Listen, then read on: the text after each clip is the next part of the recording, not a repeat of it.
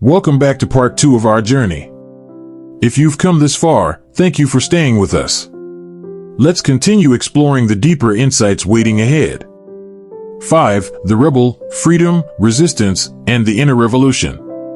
If your birth year ends in 5, such as 1985, 1995, 2005, or 2015, your soul likely carries the karma of a rebel. In your previous life, you were not one to follow blindly. You questioned, resisted, and perhaps even redefined the systems around you. Whether you were a warrior, a revolutionary, a nomad, or a visionary, your past existence was marked by a deep refusal to conform. But rebellion, while powerful, is a double-edged sword. It can shatter illusions, or create new ones. Karmic energy of the rebel, wild soul, wounded heart. In this lifetime, you may struggle with structure. You resist being boxed in by relationships, routines, jobs, or expectations. Even when things are working, you might feel the urge to break free, to change direction, or to burn it all down and start again. There's a restlessness to your soul, a fire, and sometimes a loneliness. Because those who live on the edge often feel misunderstood. You might ask, why don't others see what I see? Why do I feel caged, even when I'm free? The answer lies not outside, but within. A story from the path, Aisha and the fire within. Aisha, born in 1995, grew up in a conservative family in Cairo. From a young age, she questioned everything: tradition, gender roles, religion. By her early 20s, she had left her home, her job, and even her country in search of freedom. She called it empowerment. And in many ways, it was. But 5 years later, living alone in Berlin, Aisha felt empty. Despite her freedom, she was anxious, disconnected, and overwhelmed by choice. One day, in a silent meditation circle, she wrote in her journal, "I fought so hard to be free, but I don't feel free inside." That moment was her turning point. The Buddhist view, real freedom is inner peace. The Buddha, in many ways, was a rebel too. He walked away from a palace, from wealth, from religious dogma. But his rebellion wasn't about opposition, it was about transcendence. He realized, freedom is not found by escaping the world, but by understanding the mind. As a karmic rebel, your task now is to turn your sharp eye inward. You already know how to break chains. But can you break the mental habits that keep you reacting? Escaping? Running? Because sometimes, rebellion is just another cage, a cycle of push-pull that never ends. The inner trap, mistaking chaos for liberation. Not all freedom is true freedom. If you destroy everything in your path, always seek novelty, or avoid roots, you may still be bound. Not by others, but by your own avoidance. Buddhism offers a radical insight. Freedom is not about changing what's outside. It's about changing how you relate to what's inside. And that requires stillness, honesty, surrender. A practice for the rebel soul, vipassana, insight meditation. This form of meditation helps you observe your thoughts, urges, and emotions without reacting. It reveals the subconscious loops driving your rebellion: fear of being controlled, fear of boredom, fear of being known. Watch the patterns. Don't fight them. Don't follow them. Just see them clearly. That's where freedom begins. Another key teaching, impermanence, anicca. Your rebel soul seeks change because deep down, it already knows that nothing lasts. And that's beautiful. But the shadow side of that truth is impatience, attachment to movement, and even destruction for its own sake. Embrace impermanence, but without panic. Let change flow through you, not just around you. Because when you stop fighting change, you become its master. You are the revolution. Your past life made you a rule breaker, a trailblazer, a system shaker. This life invites you to be something even more powerful. A soul who can hold stillness in the center of the storm. A revolutionary who leads by peace, not by rage. A free spirit who is not defined by opposition, but by presence. Rebellion lit your fire. But wisdom will keep it burning. 6. The healer, compassion, overgiving, and the sacred balance of self-care. If your birth year ends in 6, like 1986, 1996, 2006, or 2016, you likely carry the karmic signature of a healer. In your past life, you were the one others turn to in their pain. Whether as a doctor, shaman, monk, midwife, herbalist, or silent caregiver, your path was marked by service through love. You held space for others when they broke. You offered peace when chaos ruled. You sacrificed, often silently, to help others rise. But in doing so, you may have neglected the one soul that mattered just as much, your own. The wound of the healer, empty hands and a full heart. In this life, you may notice that people open up to you instantly. You might be a counselor, coach, teacher, or just the friend everyone comes to. You give advice. You listen. You hold. You absorb. And often, you suffer in silence. Because giving too much, even of something as pure as compassion, can lead to emotional exhaustion, burnout, and a quiet resentment that builds like an underground fire. The karmic echo here is clear. You still carry the weight of everyone else's pain, and you haven't yet learned how to lay it down. A story from the path, Elijah's hidden fatigue. Elijah, born in 1996, works as a pediatric nurse in Chicago. He's known for his warmth. Children smile when he walks into the room. Colleagues say he has a calming energy, like he carries some invisible light. But Elijah cries in his car during lunch breaks. He doesn't tell anyone, but he's constantly overwhelmed. He dreams of becoming a therapist, but doubts he can handle more pain. One night, after a 12-hour shift, Elijah reads a quote from the Buddha. If your compassion does not include yourself, it is incomplete. Something shifts. He realizes he's spent years tending to everyone's wounds, except his own. And that's when his true healing began. The Buddhist view, true compassion begins at home. Buddhism honors compassion. It's one of the 4 sublime states, Brahmaviharas. But it also teaches balance. The middle path. The understanding that giving too much, without receiving, leads to imbalance and suffering. The Buddha never demanded self-sacrifice. In fact, he emphasized mindful care for the body, mind, and soul, because a depleted healer helps no one. The inner trap, savior syndrome, and the loss of self.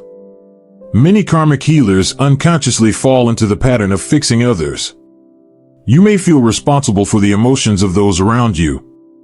You may say yes when your soul screams no. You may feel guilty for resting, for pulling away, or for simply being unavailable. This martyrdom is not virtue. It's karma.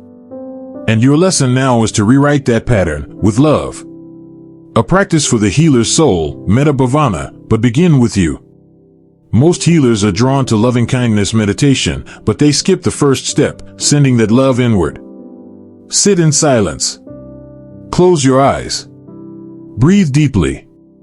And say to yourself, may I be well. May I be safe. May I be strong. May I be at peace. Feel those words. Let them wash over your nervous system. Only after you feel nourished, extend that energy outward, to loved ones, to strangers, to all beings. This builds energetic boundaries. It teaches your system that giving and receiving are not opposites, but a sacred rhythm. Another teaching, non-attachment, upadana. You are not responsible for saving everyone. You are not failing when others suffer. Healing is not control, it's presence, and presence does not demand depletion. Practice letting go. Witness others without trying to carry them. Be the fire that warms, not the candle that burns out. Your healing matters too. Your past life made you a giver, a comforter, a safe harbor. But this life is about remembering that you are also worthy of the love you so freely give. When you learn to care for yourself, to rest, to restore, to receive, your light becomes more powerful, more sustainable, more sacred. You are not selfish for stepping back. You are wise. 7. The mystic, intuition, isolation, and the bridge between worlds. If your birth year ends in 7, like 1987, 1997, 2007, or 2017, your soul carries the karmic energy of a mystic. In past lifetimes, you likely walked a solitary path. You sought answers beyond logic. You were drawn to dreams, symbols, prophecy, meditation, to truths that can't be explained, only felt. You may have lived as a monk, oracle, astrologer, visionary, or spiritual guide. You might have withdrawn from society to follow your inner calling. And while you touched profound spiritual truths, it may have come at a cost. The mystic's karma, wisdom without grounding. In this life, you may experience vivid dreams, déjà vu, or uncanny synchronicities. You might feel different from those around you, as if you were born in the wrong time or on the wrong planet. You likely have a strong inner world, a deep sense of knowing, and moments of insight that seem to come from nowhere. But you may also feel disconnected, ungrounded, or lonely. Because those who have touched the skies often struggle to walk the earth. You may ask, why do I feel so much when others feel so little? Why can't I just be normal? What is the purpose of this sensitivity? That is your karmic lesson, not to escape the world, but to bring light into it. A story from the path, Arya and the Thin Veil. Arya, born in 1997, always felt more at home in silence than in conversation. As a child, she would talk to imaginary beings, or perhaps, more accurately, energies others couldn't see. As she grew older, she turned to astrology, tarot, then later to Buddhism and mystical philosophy. People often called her too sensitive, too deep, or too intense. At 25, Arya began having recurring dreams of a temple by a river. She had never been there until she found a photo of a monastery in Bhutan that matched it perfectly. When she traveled there, a monk told her, "Some of us remember more than others. But remembering is not enough. The real practice is living." Those words stayed with her, and she began to bring her spiritual insight into the world, one moment at a time. The Buddhist view, enlightenment is not escape. The Buddha himself was a mystic. He encountered visions, temptations, energies. But his realization was not that we should reject the world, rather, that we must awaken within it. He taught, just as a lotus grows in muddy water yet remains unstained, so too must the wise live in the world, but not be of it. As a karmic mystic, your path is to integrate, to live with one foot in spirit and one foot in society. Your task is not to hide in the clouds, but to build a bridge between realms. The inner trap, escapism through spirituality. Many mystics fall into what's sometimes called spiritual bypassing, using meditation, astrology, or higher truths to avoid the pain of being human. You may feel more at ease in dream worlds than in relationships, bills, and earthly struggles. But Buddhism teaches middle way, not indulgence, not denial, but integration. Your mystical gift is real, but it only becomes wisdom when lived. A practice for the mystic soul, samatha, calm abiding meditation. To ground your gifts, practice samatha, a meditation of stillness and gentle focus. Instead of reaching for visions, return to the breath, to the body, to the now. This keeps you connected, not only to spirit, but to form. Another powerful practice is the bodhisattva vow, the commitment not to seek personal escape, but to use your wisdom to help others awaken too. Because your insight was never meant to be hidden. It was meant to guide. Your life is the temple. Your past life made you a seer, a guide, a dream walker. This life asks you to be a mystic with muddy feet, someone who walks in the real world while holding the sacred flame of inner knowing. You are here to remind others of something they've forgotten. Not with preaching. Not with pressure. But simply by living deeply and fully in both worlds. 8. The power holder, ambition, control, and the wisdom of inner authority. If your birth year ends in 8, like 1988, 1998, 2008, or 2018, you likely carry the karmic imprint of someone who once held great power. In past lives, you may have been a ruler, a military commander, a CEO, a spiritual authority, or an influential leader whose decisions affected many. Power was not foreign to you. It flowed through your words, your presence, and your actions. But with power comes karma. And that karma doesn't vanish, it transforms. The karma of influence, legacy, and responsibility.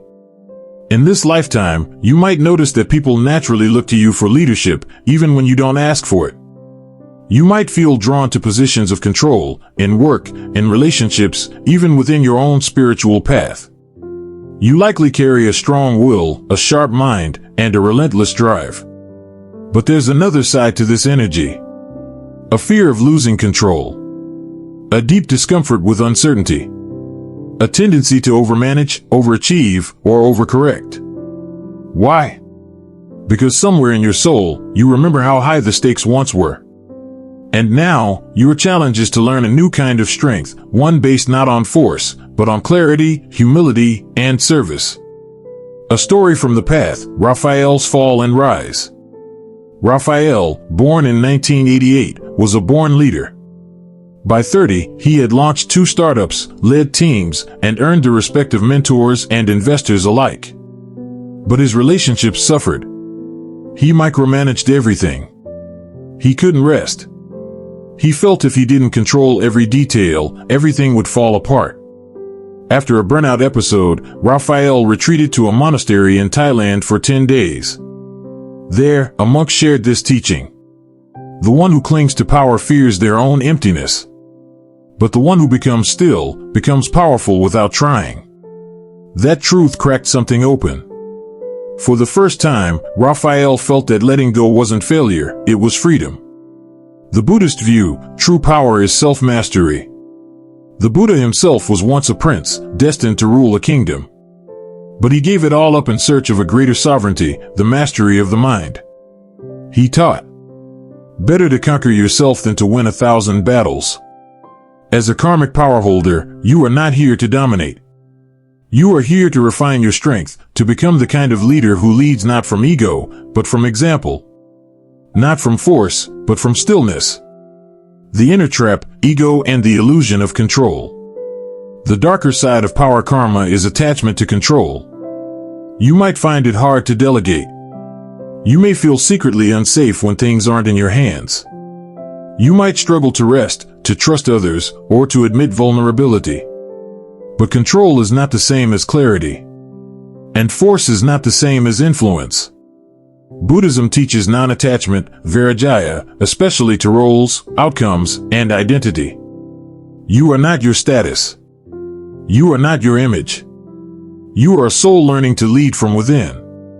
A practice for the powerholder's soul, anapanasati, mindful breathing. Breath meditation, especially focused on the pauses between breaths, is profoundly effective for those with power karma. It teaches restraint, patience, and the capacity to act from presence, not pressure. Try this. Breathe in fully.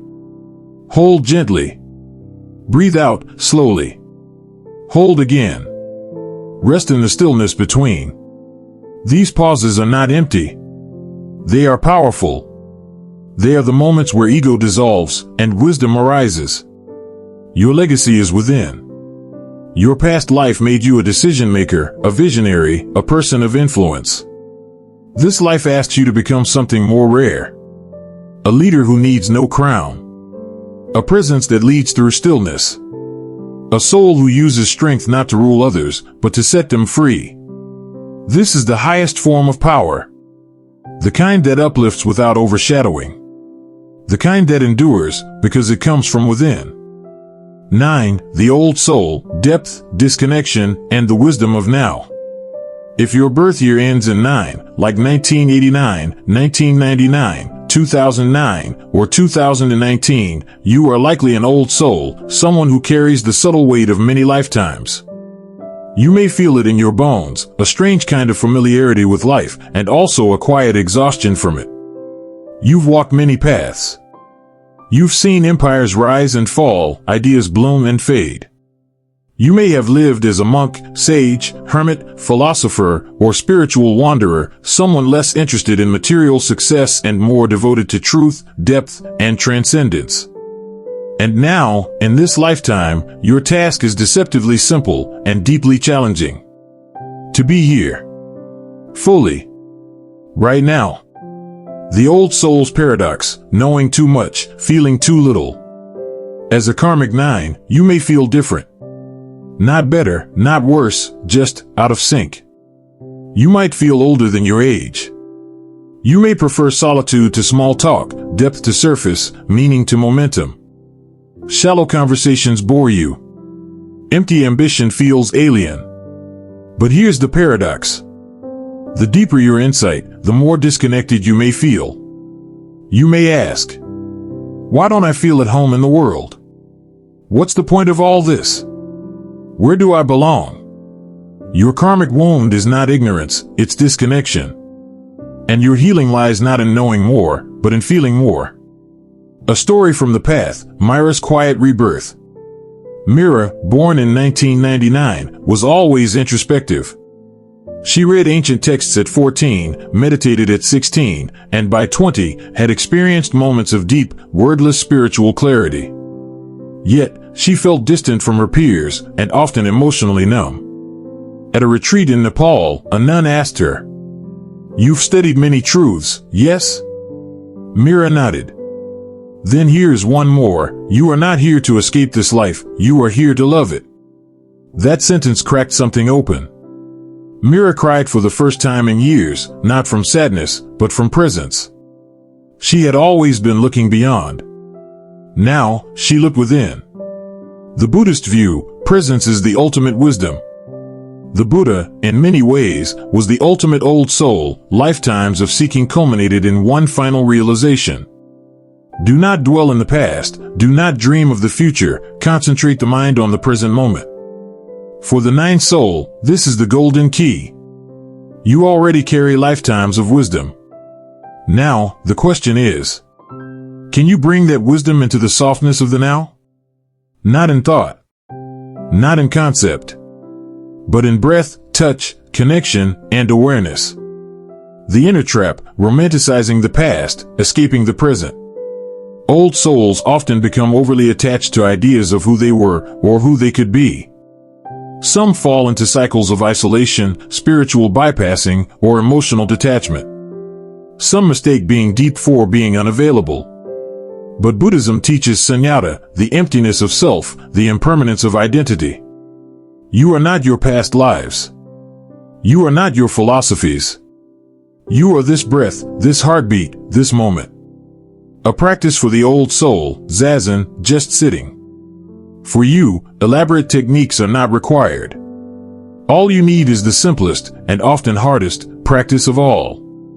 Zazen, seated meditation with no agenda. No mantra. No goal. Just presence. Let your thoughts rise and fall. Let your memories come and go. Don't chase, don't cling. Just be. This is your real temple. Another powerful reflection is the teaching of suchness, tathata, the idea that reality, as it is already sacred. You don't have to transcend the world to find enlightenment. You only have to stop resisting it. You are here now, and that's enough. Your past life made you a thinker, a wanderer, a wisdom keeper. But this life asks you to return to earth, not to give up your depth, but to bring it into the ordinary. Wash dishes with reverence. Hold someone's hand like it's the last star in the sky. Smile at a stranger as if your soul recognizes theirs. You are not here to hide in the heavens. You are here to light them into the everyday. And that may be your most sacred role yet. Conclusion, your karma is not your cage, it's your compass. So here we are. We've walked through 10 karmic doorways, 10 soul patterns shaped by lifetimes of choices, experiences, victories, and wounds. Perhaps you saw yourself in the healer who gives too much, or the seeker who searches endlessly. Maybe you felt the fire of the rebel, the solitude of the mystic, or the wisdom of the old soul who's lived 1,000 quiet lives. But no matter which number ended your birth year, here's what truly matters. You are not bound by your karma. You are invited by it. Karma is not punishment. It's not fate. It's unfinished energy, waiting for your conscious embrace. Each pattern, each pull, each recurring struggle in your life isn't a flaw. It's a breadcrumb. A map. A sacred echo from a version of you that once lived, once chose, once tried, and now returns to try again, this time with more awareness. The question isn't, what did I do in my past life? The question is, how can I live this life fully, wisely, and without regret? Because karma isn't just something that happens to you. It's something you co-create, moment by moment. With every breath, every choice, every act of courage or compassion, you're shaping the energy that will ripple forward. If you are the blank slate, 0, start anew without fear. If you are the leader, 1, lead yourself before others. If you are the peacemaker, 2, love yourself while loving the world. If you are the creator, 3, dare to be seen. If you are the seeker, 4, stop chasing what you already carry. If you are the rebel, 5, find stillness within the fire. If you are the healer, 6, heal yourself, first and always. If you are the mystic, 7, bring heaven down to earth. If you are the power holder, 8, lead with humility, not control. If you are the old soul, 9, be here now. Completely. This isn't a system of destiny. It's a language of awareness. And when you become aware, everything changes. You stop reacting and start responding. You stop repeating and start rewriting. You stop waiting and start awakening. Final reflection. The last digit of your birth year is just a symbol, a whisper, a spark. But your soul, your choices, your presence, your courage to look inward, that is the fire that transforms karma into freedom.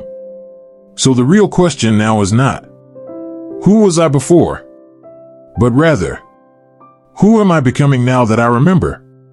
Let that remembering guide you. Let it soften you. Let it strengthen you. Because your soul's journey is far from over. In fact, it's only just beginning.